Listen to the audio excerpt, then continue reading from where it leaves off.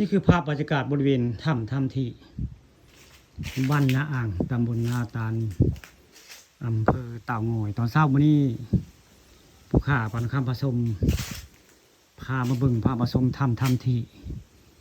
บ้านนาอ่างตำบลนาตาลอำเภอเต่างอยเลยทางขึ้นวัดผาเพิ่งนี่คือถ้ำที่ได้นี่ไปบุจักผู้ข่าปันคำผสมพามาเบิ่งพามาชมนี่ก็คือถ้ำที่บ้านนาอ่างตำบลนาตาลอำเภอเต่างอยได้ประวัติถ้ำที่นี่เพิ่นเคยเอาพระมาจากในถ้ำนี่ได้นี่นานได้ถ้ำที่นี่ตำนานพระถ้ำที่บ้านนาอ่างตำบลนาตาลอำเภอเต่างอยได้ผู้ข้าปานคำผสมนี่เป็นญาติของถ้ำที่ได้มีซากเป็นน้องชายเพิ่นได้วันนี้ได้มาว่ามาจาอาญาถ่ายถ้ำในเด้ออาชีเด้อคอมเมนต์แนววิญญาณเจ้ายังอยู่ในบริเวณถ้ำนี่ก็ได้มองนี่คือทางเข้าถ้ำเลยนี่มองนี่คือทางเข้าถ้ำเพื่อนนี่ถ้ำนี่เข้าได้เฉพาะถ้ำที่คนบ้านอ่างได้เข้าได้ถ้ำนี่คือทางเข้าถ้ำที่บ้านอ่างตำบลตาอันนี้ก็ไม่ได้นี่อันนี้ก็ไม่ทางเข้าถ้ำ2 โมงได้นี่ถ้าเก้าถ้ำนี่มันอยากสูงอยู่ได้มือมาเดี๋ยวนี้มันจะต่ำลงกว่าเก่าได้นี่แต่นี่คือทางเข้าถ้ำเพื่อนนี่ถ้ำที่เพิ่นเข้าได้สมัยเพิ่นยังเป็นคน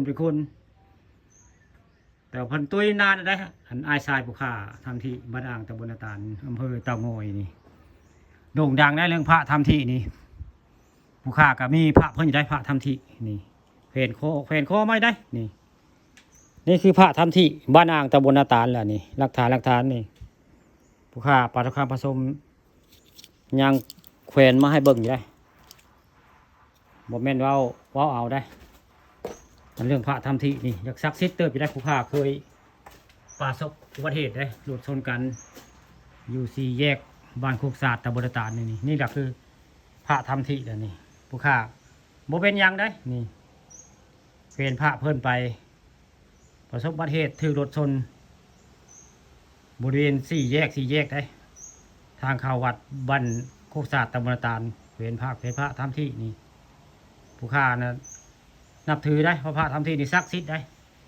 พระทำที่บ้านอ่างตำบลนาตาลอำเภอเต่างอยมื้อนี้ได้มาว่ามาจา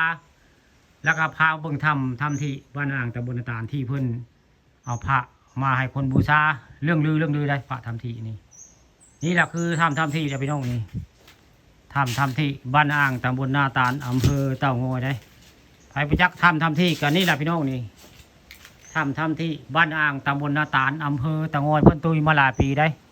ผู้ข่ามื้อนี้เลยมาว่ามาจาพาเบิ่งทำที่บ้านนาอ่างตำบลนาตาลนี่คือบรรยากาศในถ้ำเพื่อน